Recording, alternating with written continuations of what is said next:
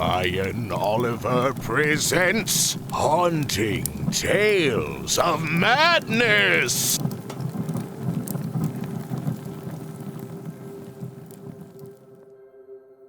Where's My Chimichanga?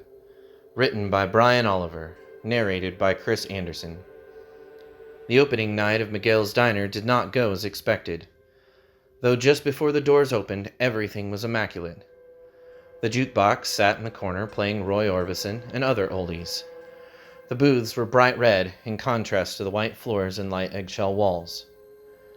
The aroma of a fresh kitchen filled the air. The chef was setting up all of the stations and prepping the cooktop for what he hoped would be an excellent evening. His sous chef was busying himself with checking the fryers and double-checking all of their stock. The owner, Miguel, was in his office nervously giving himself a pep talk. His short black hair was slicked down. The pocket square in his breast pocket had been placed perfectly. He even shined his shoes before arriving for the evening. He was assuring himself that this would not fail, that his business would be successful, and that his father would realize that owning his own restaurant was in fact not just some foolish endeavor. He looked at the clock and realized it was time to open the doors for the very first time. Rising up, he called to his waitstaff and gave them the go-ahead for their grand opening. That was only a few hours ago. That was before the doors to the walk-in freezer was nearly blown off its hinges. In his darkened apartment, Captain Joseph Rourke woke to the sound of his telephone ringing nearly off the hook. He stretched and looked to the wall where the phone continued to ring.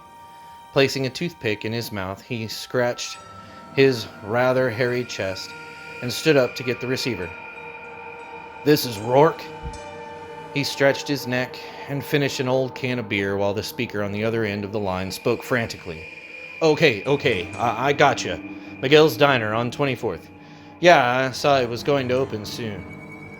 What? The screams that were coming from the dining room horrified both men cooking in the kitchen. They could see blood spraying against the walls and the windows. The chef looked to his sous chef in stunned disbelief, just before the slice that would open his neck and release his life from his body. The chef saw fear in the eyes of his associate.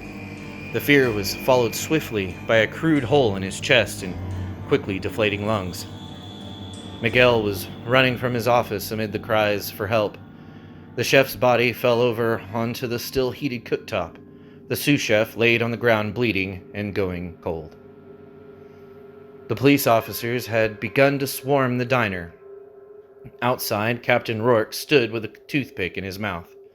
He was a grizzled man, and his years on the force shone in his face. His 5 o'clock shadow looked like he was reaching the midnight hour. He had yellowed teeth from years of smoking and black spots on his gums. It had been 3 years since his now ex-wife had convinced him to give up the habit. As he twirled the toothpick with his tongue, a rookie officer approached him. "Captain, it would appear things are quieting down inside. How do you want to proceed?" The young man looked nervous, hoping the captain was not as rough around the edges as he was warned by more veteran officers. The captain looked at the rookie with eyes of steel. He said only one word: "Bullhorn." Inside the diner, Miguel sat amidst so much blood and carnage. Everything went exactly the opposite as he had planned. The grand opening was supposed to include a profitable evening, hot plates being served to hungry guests, laughter, fun conversations, soda flowing into glasses, and some nice music from the jukebox that he had paid a small fortune to restore. That was the plan. Here he sat, however, blood covering the floor. Numerous arms, legs, guts, and severed heads littered his new diner. He saw a lower jaw in a pool of only God could say what. One previously well-dressed gentleman laid halfway off his booth, with the legs of a bar stool puncturing his back. His date was sprawled over the table. The blood running from the gap in her neck had lost pressure only after a few seconds.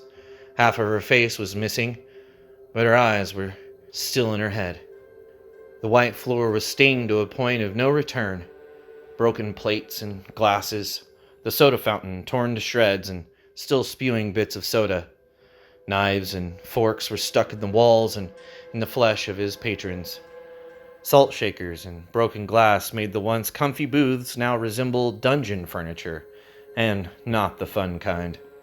Looking around, Miguel saw a face that was still twitching and staring at him. That face once belonged to a young man who was planning to propose to his best gal. To his left, a body lay jerking as the hole in his stomach seeped bodily juices and intestines. Miguel stood up from the floor while surveying all of the carnage. In the back, his chef was splayed out over the cooktop. The smell of his burning flesh was wafting through the entire eatery. The poor man's eyes staring as nothing as they sizzled in his burning face. The shock was all that was keeping Miguel from shrieking at the gore that now filled his world. He heard a voice coming from outside. The voice sounded amplified. "Come out with your hands up. There needs to be no more bloodshed." Captain Rourke spoke with purpose and confidence into the bullhorn. "We all make mistakes. No one else needs to come to harm." Putting down the bullhorn, Captain Rourke spat out his toothpick and snapped his fingers for a cigarette. One was produced for him rather quickly. The officer who gave him the cancer stick didn't even smoke. He just knew his commanding officer too well. As Rourke lit up, he allowed himself a still moment to let the lightheadedness waft over him as the nicotine took over his body. He let out a small, half of a smile, and then seriousness controlled his demeanor once more. Looking at the rookie, Captain Rourke took in one more drag of his smoke and then pointed. "What we have here is more than a standoff. This seems to be a complete and utter shit show. Way I see it, we have a lunatic inside, lost his marbles. Somehow it would seem has managed to slice up nearly an entire eatery in one go of it." The rookie nodded and looked to where Rourke had been pointing. Blood was seeping out from beneath the doors to the diner, and the windows were caked with it. Rourke continued. "Now what we have to be sure of is how many blokes it took to cause this chaos. If they had a motive, if we can end this with or without plugging them. I do not care which outcome is necessary as long as I'm home in time to watch the wheel." Rourke loved his live lottery drawings. "Look there, you can see the shadow of one of the assholes now." Miguel was shaking as he placed his hands over his face. Taking a few steps forward, he heard a squish below his heels. Miguel could not bring himself to look down to see what it was. He heard a moan coming from one of the tables closest to him. He approached like a zombie as his feet passed over and between the entrails of his former patrons. Miguel knelt down to see the woman who had hidden under the table and against the wall. She looked at him with intense fear in her eyes. Miguel tracked to see her hands were covering her midsection, which had a large rip in it. He looked away and rose up from her, knowing there was nothing he could do while she bled out. He looked to the door and all the lights coming from the police outside. Then he turned and looked back to the walk-in freezer, which could be seen just past the counter. The shredded door hung halfway off its hinges. Miguel kneeled down and started to lose his composure. The rips and tears in the metal mocked him. He heard something scurrying about, followed by a hissing growl. Rourke had begun to lose his patience. With no response from inside, the wait had been nearly an hour, and the wheel was close to starting. He called in the SWAT team. Taking a new toothpick, as they were taking their places, he smiled at the diner. It was a smile that made the rookie very unsettled. "They are going to turn that building to Swiss cheese if this takes too much longer. I'm willing to bet the building will be a total loss." 2 sharpshooters were getting set. Rourke lifted the bullhorn back to his mouth. "Okay, listen up, fellas. I don't know what the hell has happened in there tonight, but I can help you out. Just come to the door with your hands up and this will all be over. You can do that, can't you? I know you can." He nodded to his men and picked up the radio. "As soon as you see that bastard, even his shadow, you take the fucking shot. You got me?" This response was a stern affirmative. The rookie looked to the captain.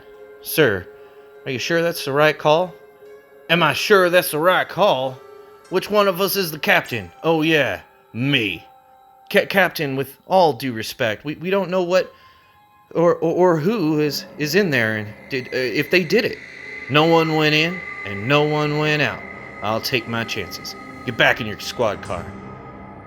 The rookie did as he was commanded, a few choice words spoken under his breath, slamming his squad car door as he looked at the diner, the blood, and watched for signs of life.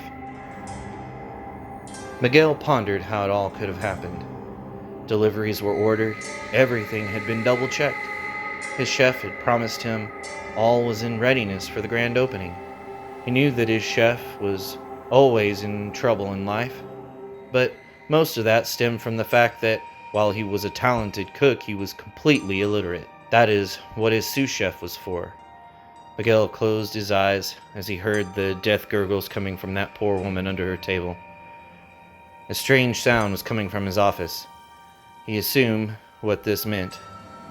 Miguel saw near the dead chef's body their last inventory form. He listened for the sounds coming both inside and out. Inside, however, was what was keeping his attention.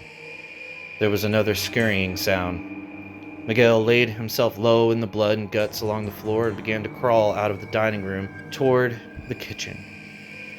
He heard a low, guttural growl and stopped moving. He waited a few moments after hearing the sound. If he was going to make a break for it, he had to be patient and methodical. He moved near the dead chef. The sizzling smell of burned flesh was now ingrained into his nose. Above him, on one of the ceiling fans, he heard a noise and looked up in time to hear a shriek. He moved up and away quickly as the creature landing about 2 feet away from him. It bared his teeth at Miguel, stood upright in fear. The creature began to inch toward him. Miguel took small steps back, careful not to slip in the blood. The snarling creature hisses and swiped. It played with Miguel, taunting him like a child plays with their food. Miguel began to cry and pray for his life. Each move backward was met by the beast moving closer, its claws scratching into the blood-soaked floors. "Sir, we have eyes on the target," the sharpshooter announced to Rourke. Rourke snapped the toothpick in half with his teeth and looked to see the shadow of Miguel inside the diner. "Take the shot!" Rourke smiled as he heard the shot ring out, the glass breaking in front of him, giving them their first real look inside the diner. Miguel's eyes went wide as the bullet entered his body. It began to fall to the ground and landed just within reach of the order form.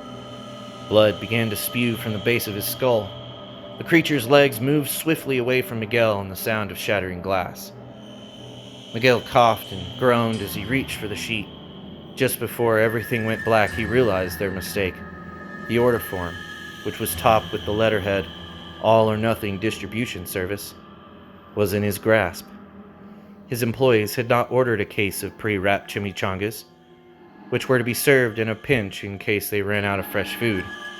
Rather, the order form read, "One trapped chupacabra."